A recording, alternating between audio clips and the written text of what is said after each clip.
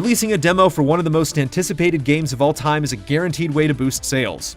That's exactly what Konami did with Zone of the Enders. Those who pre-ordered the game got their hands on the coveted Metal Gear Solid 2 Sons of Liberty Trial Edition. This demo lets you go through a large chunk of the tanker mission as Snake, infiltrating the ship from the rainy exterior, trying out the new stealth mechanics, holding up guards, shooting every piece of glass in the gallery, and witnessing how dynamic boss encounters would be in a showdown with Olga.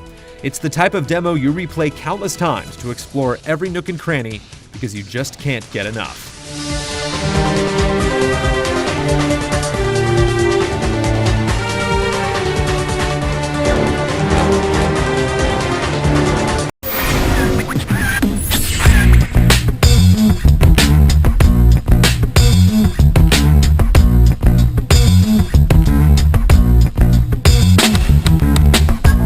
There were skateboarding games before Tony Hawk, but none captured the thrill and fun of skateboarding quite like this.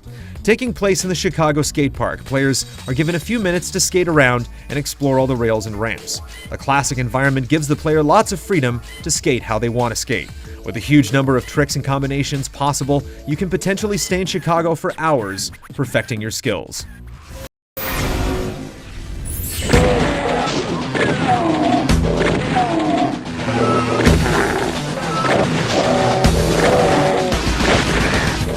Long before the days of broadband, internet, and digital distribution, the original Doom made its bones with one of the most important demos in gaming history. Before launch, floppy disks and CD-ROMs containing a small portion of the storied shooter were distributed all over the globe. The pedigree of this demo is clear, as it was often coupled with other classics of the era, such as Heretic, Wolfenstein, and even Warcraft: Orcs and Humans. The Doom demo left a legacy not only for making an entire generation crave the full game, but helping set first-person shooters on the path to glory.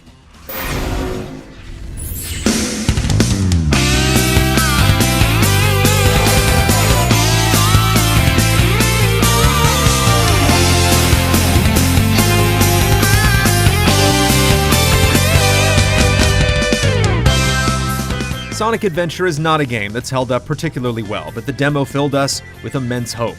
Seeing the enormous orca whale repeatedly crash through the wooden walkway behind Sonic was an utterly captivating moment, practically selling us the Dreamcast single-handedly.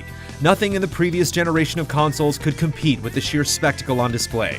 The demo also proved that Adventure was capable of nailing the signature speed of Sonic, allowing players to soar through the skies and run along the cliffs of the Emerald Coast.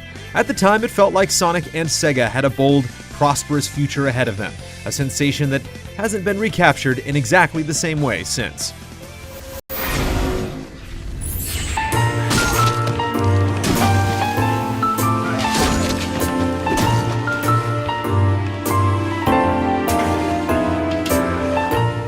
Dead Rising proved its worthiness of next-gen consoles by its zombie count, and that's exactly what we wanted to check out for ourselves when a digital demo appeared before release.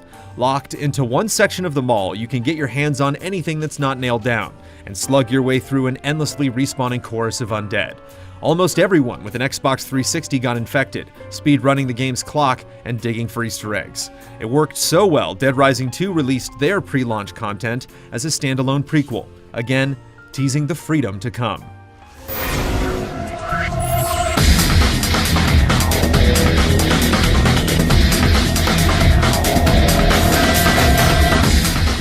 Included with Code Veronica X for the PS2, the demo of DMC introduced many players to what would become one of the great action franchises.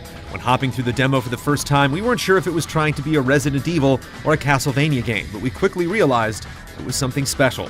The demo consists of Dante fighting hordes of monsters, swapping between guns and swords, through a creepy castle separated by puzzles. What makes this game still stand out is its innovative combat system that rewards you for playing smart and creative.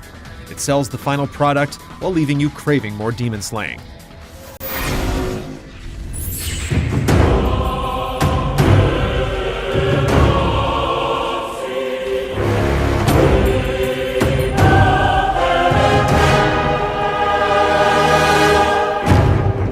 Originally shown at E3 2009, the God of War 3 demo could be considered the biggest playable preview to ever rampage through the PlayStation 3 cell processor.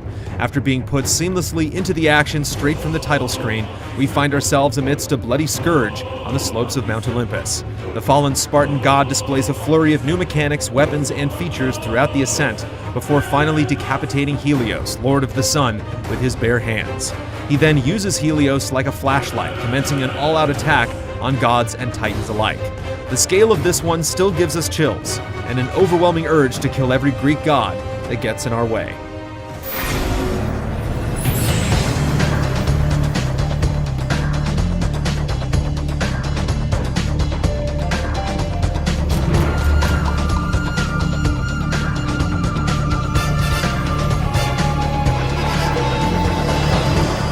You gain levels in Just Cause 2 by causing chaos, and as long as its demo let you do that, you'd be pretty close to experiencing the best parts the full game has to offer.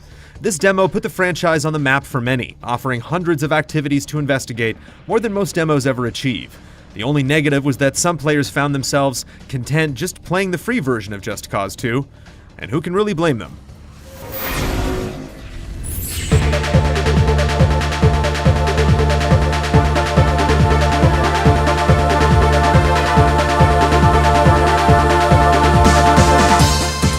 We're not the biggest fans of Final Fantasy VIII at the GT office, but the game's 1998 demo left an indelible impression. Seeing Squall sail to the shores of the Dalit Dukedom in battle against the Galbadian forces was a sight to behold. The super deformed characters of Final Fantasy VII were gone, instead replaced with far more believable models. The war-torn Dukedom looked absolutely stunning, and running away from the giant mechanical arachnid at the end was electrifyingly tense.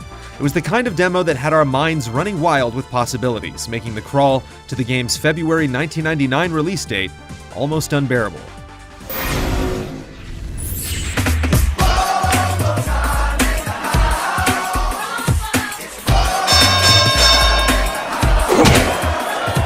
Ready to Rumble Boxing is the rare example of a demo that is better than the full release. While it only features 3 boxers, the ability to battle a friend in versus mode ensures brawls never get boring. The full release of the game is bogged down by tedious training exercises, but the simple arcade action shines through in its most simple and addictive form in this memorable demo.